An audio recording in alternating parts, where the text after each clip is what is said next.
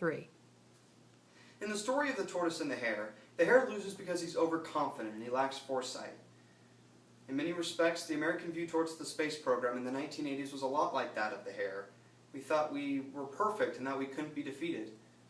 Unfortunately, that proved to be untrue on January 26, 1986, when the Challenger space shuttle blew up 73 seconds after takeoff. The American public was stunned. How could this happen to us? Ronald Reagan gave a speech that same night addressing the tragedy. He really gave comfort to the American people, and he also revitalized the space program. I'd like to briefly discuss the history of the Challenger space shuttle leading up to its eventual destruction, and how Reagan's speech and its aftermath reinvigorated America's faith in the space program. First, I'll discuss why the Challenger mission was a failure, and second, dissect Ronald Reagan's speech and reflect on how NASA changed after the disaster. A brief history of the Challenger. It was the second space shuttle to reach space in April 1983. The first American female astronaut, Sally Ride, flew on STS-7 mission, and the first African-American astronaut, Guion Bluford, flew on STS-8. On STS-41G, 2 women, Ride and Catherine Sullivan, flew on one mission for the first time together, as well as the first Canadian, Mark Garneau, as well. The disaster took place on January 26, 1986, at exactly 11:38 a.m.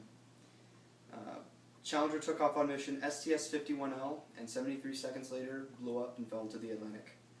Its victims were Commander Francis Scobie, pilot Michael Smith, mission specialists Judith Resnick, Allison Onizuka, and Ronald McNair, and payload specialists Gregory Jarvis and Krista McAuliffe, the former of which was a teacher. She was lauded as the first teacher in space, and because of this, a lot of school children were watching at the time, which only added to the tragedy.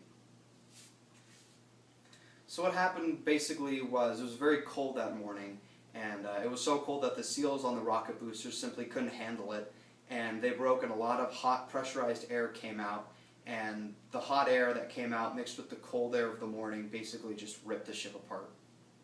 There were also a lot of cultural problems over at NASA. There was very poor management, and there was also a failure to voice all problems to the launch team before launch. So we've just discussed first the circumstances that led to the speech, and second I will discuss the speech itself. Ronald Reagan gave this speech instead of his State of the Union address, which he gave that night. It was short, about 650 words and 4 minutes long.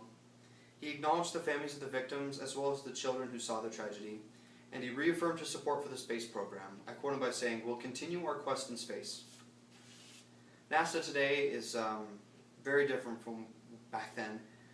Plans to fly other civilians in space were shelved for 22 years until Barbara Morgan, who was McAuliffe's backup, flew aboard Endeavour in 2007. And every January there's a NASA Day of Remembrance to remember the fallen of not only the Challenger space shuttle mission, but all other missions to space. Today we have investigated first the events leading up to and the inevitable disaster of the Challenger mission, and second, the impact Reagan's speech had on America and the space program. The Challenger disaster was one of the few moments in our nation's history where we really got a glimpse of our imperfection. Everyone makes mistakes sometimes, and the space program is no exception. What's important is learning from those mistakes and safeguarding against them in the future. Like the tortoise and the hare, we should not overestimate our abilities, but rather take the slow and steady path toward success. Thank you.